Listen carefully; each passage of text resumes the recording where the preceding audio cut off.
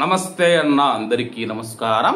Kuwait లో పవిత్ర రంజాన్ మాసం ప్రారంభమైన తర్వాత పలు స్వచ్ఛంద సంస్థల పేరిట మనం చూసుకుంటే కొంతమంది అక్రమంగా రంజాన్ నెల పేరిట విరాళాలు అయితే సేకరిస్తూ ఉన్నారో, నిజంగా ఆ యొక్క సంస్థలు లేకపోయినప్పటికీ వీళ్ళు ఉన్నట్లుగా క్రియేట్ చేసి దానికి విరాళాలు ఇవ్వాలని చెప్పేసి కువైట్ ప్రజలకైతే మెసేజ్లు పంపిస్తూ ఉన్నారు.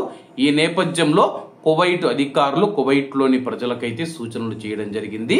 ప్రస్తుతం కువైట్ లో ఎవరైనా సరే మీరు విరాళాలు ఇవ్వాలంటే కానీ స్వచ్ఛంద సంస్థల దగ్గరికి వెళ్లి మీరు పూర్తిగా పరిశీలించుకున్న తర్వాత నిర్ధారించుకున్న తర్వాత విరాళాలు చేయడం బెటర్ అని చెప్పేసి అధికారులు తెలుపుతూ ఉన్నారు.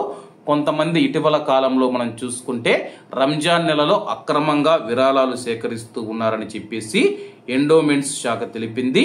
అలాగే క్షేత్రస్థాయి తనిఖీ బృందాలు ఈ యొక్క నకిలీ స్వచ్ఛంద సేవా సంస్థలను గుర్తించినట్లు సామాజిక వ్యవహారాల మంత్రిత్వ శాఖలోని వర్గాలు వెల్లడించాయి. మంత్రిత్వ శాఖ నుంచి ముందస్తు అనుమతి లేకుండా వీళ్ళు రంజాన్ విరాళాలు సేకరిస్తూ ఉన్నారని చెప్పేసి, అలాగే పవిత్ర రంజాన్ మాసానికి ముందు కనీసం 1 నెల రోజుల ముందు మంత్రిత్వ శాఖ నుంచి అనుమతి పొందాలని చెప్పేసి వీళ్ళు అనుమతి పొందకుండా రంజాన్ నెలలో విరాళాలు సేకరిస్తూ ఉన్నారు. ఇటువంటి వారికి విరాళాలు ఇవ్వద్దని చెప్పేసి అధికారిక స్వచ్ఛంద సేవా సంస్థలకు మాత్రమే ప్రజలు విరాళాలు ఇవ్వాలని చెప్పేసి అధికారులు తెలుపుతూ ఉన్నారు.